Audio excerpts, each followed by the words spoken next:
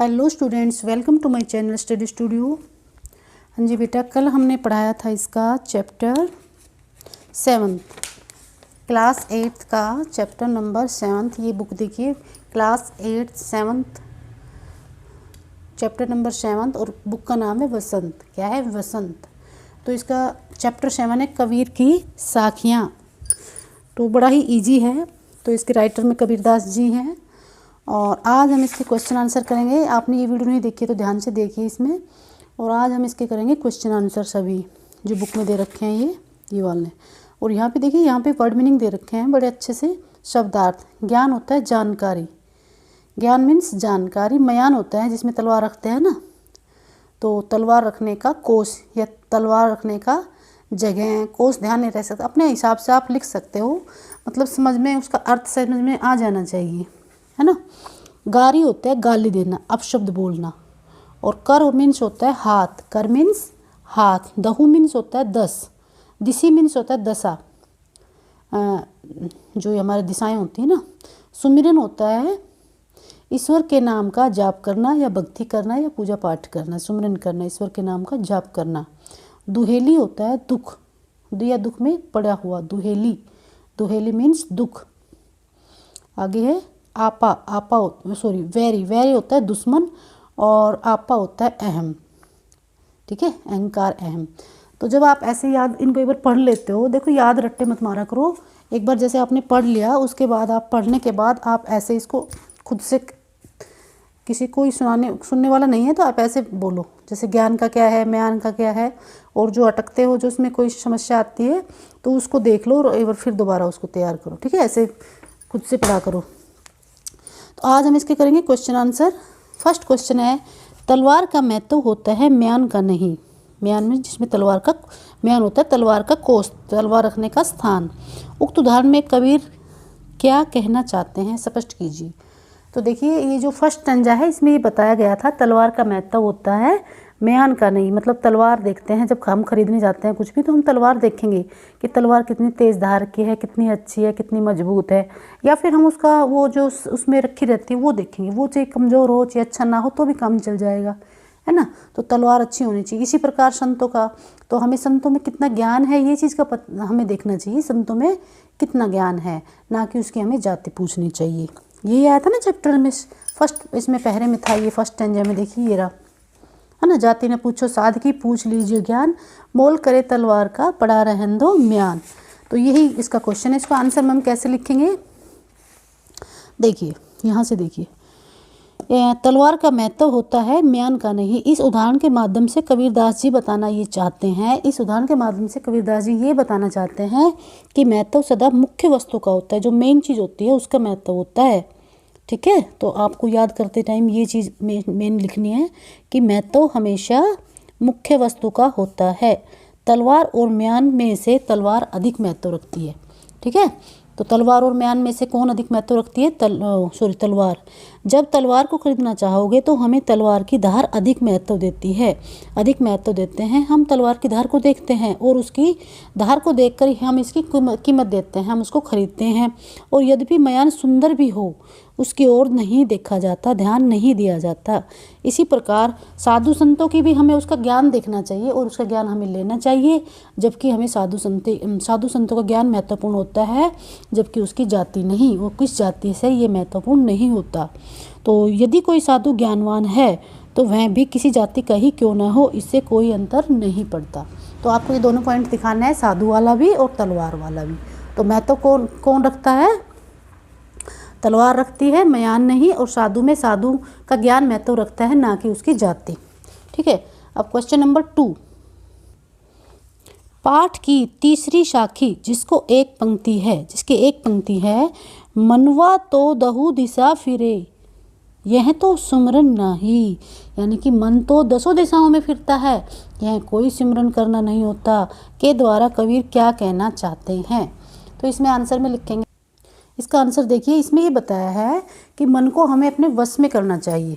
मन को हमें मनुष्य का मन चंचल है और वो इधर उधर भागता है, और अपने मन को हमें अपने वश में रखकर सिमरन करना चाहिए। और हम अगर हमारा मन इधर उधर भाग रहा है और फिर हम सिमरन करने हैं तो ये कोई सिमरन नहीं होता। इसमें ये बताया। तो इसमें आंसर कैसे लिखेंगे? मनवा तो दहु दिसी फिरे, इसमें से उठा के लिख लेना। यह तो सुमरन नाही के माध्यम से कबीरदास जी ने हमें बताया है कि मनुष्य का मन तो बहुत ही चंचल है, बहुत ही मनुष्य का मन बहुत चंचल है। ईश्वर का नाम स्मरण करते समय भी वह इधर उधर की बातों में भटकता रहता है। जब वह ईश्वर का स्मरण करता है, ईश्वर को याद करता है, तब भी हमारा मन इधर उधर चंचल है, इसलिए भटकता है। कभी इधर देखता है, कभी उधर या उधर की बातों पे ध्यान जाता है। वह एकाग्रचित होकर ईश्वर का भजन नहीं करता।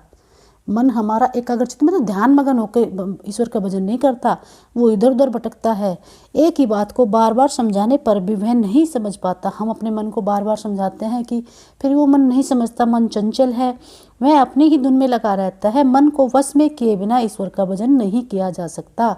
तो इसमें अर्थात हमें अपने मन को वश में करके ही सही सुमरन करना चाहिए। सच्चा सुमरन वही है जब हम अपने मन को वश में कर लेते हैं। ठीक है। क्वेश्चन नंबर 3 है इसमें, कबीर घास की निंदा करने से क्यों मना करते हैं? कि हमें घास की निंदा नहीं करनी चाहिए और हमें कमज़ोर व्यक्ति का अपमान नहीं करना चाहिए। इसमें ये है इन पॉइंटों में पढ़े हुए दोहे के आधार पर स्पष्ट कीजिए।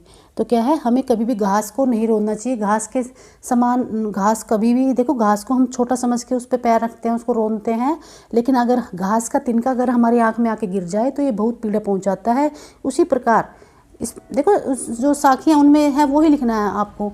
उसी प्रकार हमें कभी भी घास के तिनके के समान कमज़ोर व्यक्ति को, निर्बल व्यक्ति को कभी भी कमज़ोर नहीं समझना चाहिए, क्योंकि अगर वो भी आक्रोश में आ जाए तो हमें कुछ भी हानि पहुंचा सकता है, बहुत बड़ी हानि भी पहुंचा सकता है, ये बताना है इसमें। तो घास के माध्यम से क्या बताया कबीरदास जी ने? तो इस पंक्तियों में कबीरदास जी घास की निंदा करने से इसलिए मना करते हैं। कबीरदास जी घास की निंदा करने से इसलिए मना करते हैं कि घास को पैरों के नीचे रौंदे जाने वाली वस्तु भले ही मान लें। क्या आप समझते हो घास तो बहुत छोटी है, तो हम उसको छोटी वस्तु समझकर भले ही मान लें, लेकिन उसे कमज़ोर या व्यर्थ की वस्तु नहीं समझना चाहिए। जब घास का एक छोटा सा तिनका आँख में पड़ जाए तो वह अत्यधिक दुख पहुंचाता है।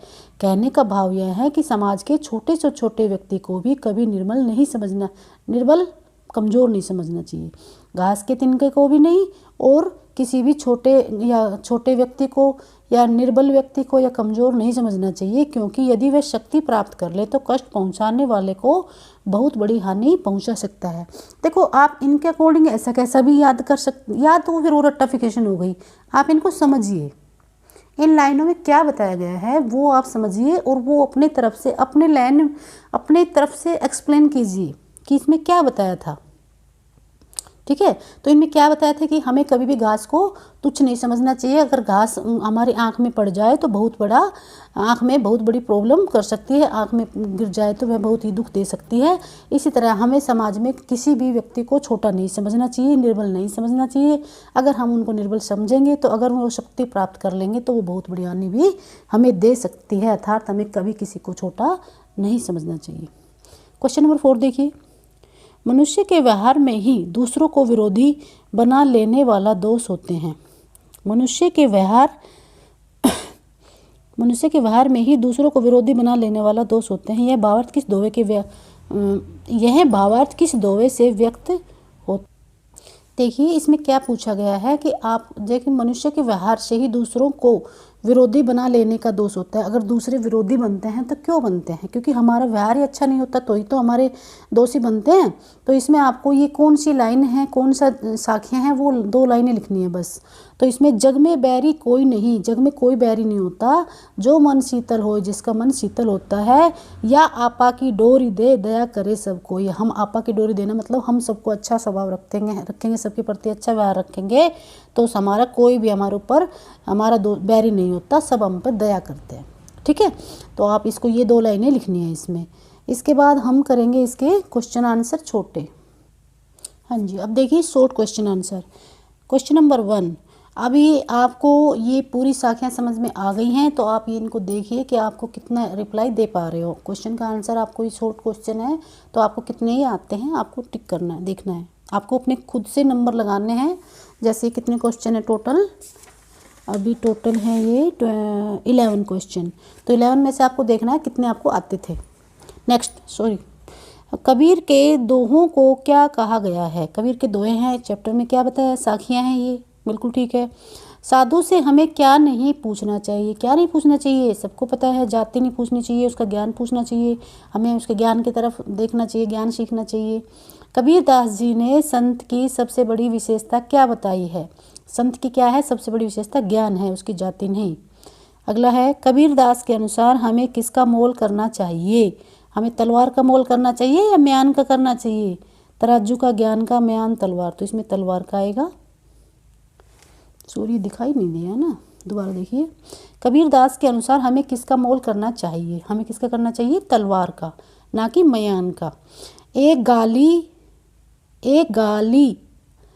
कब अनेक बन जाती है, जब पलटकर दोबारा हम उसको गाली देते हैं तो एक से अनेक बन जाती है, वरना नहीं तो वो एक, अगर हम पलट के उसको रिप्लाई नहीं देते तो एक गाली एक ही रह जाती है।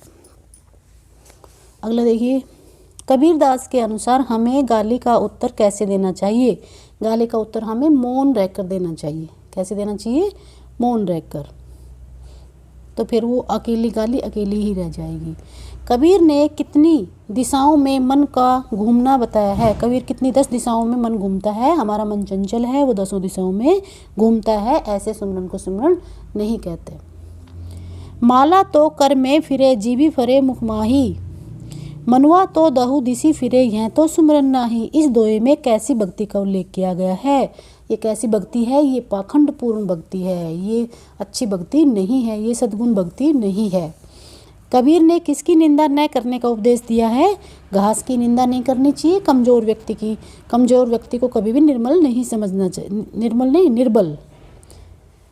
किसी को भी हमें तुच्छ व्यक्ति नहीं समझना चाहिए, कमज़ोर नहीं समझना चाहिए।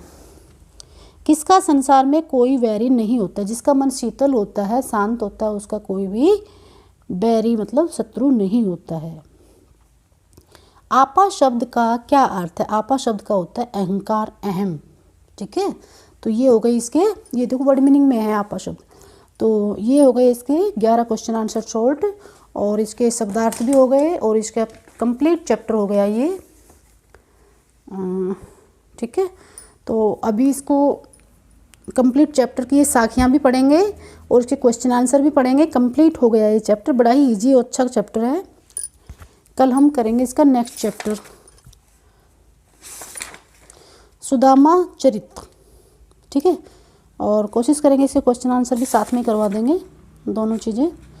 और इसके वर्ड मीनिंग आप पहले से पढ़ लिया करो, ठीक है। जैसे ये वर्ड मीनिंग है ना, इसके शब्दार्थ हैं, ये आप पहले से समझ लिया करो। जिनको समझ में नहीं आता वो अंडरलाइन कर लिया करो, तो मैं बताऊँ तब देख लेना, ठीक है।